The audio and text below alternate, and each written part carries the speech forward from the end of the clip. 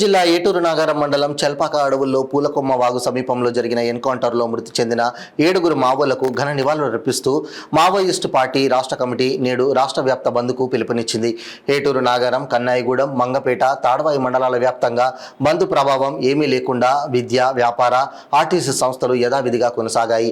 మావోలు ఉనికిని చాటుకునేందుకు విధ్వంసాలకు పాల్పడకుండా జాతీయ రహదారి 163పై వాహన తనిఖీలు చేపడుతూ కట్టుదిట్టమైన చర్యలు తీసుకున్నారు ఏజెన్సీ పోలీసులు.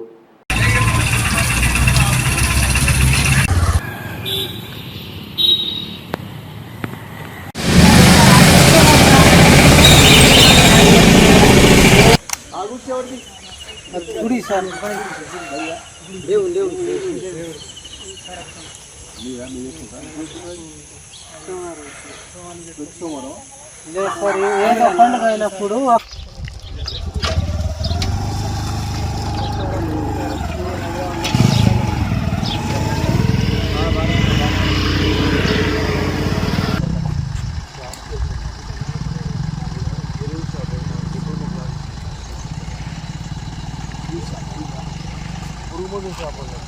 క్లాసు ప్రతి క్లాసు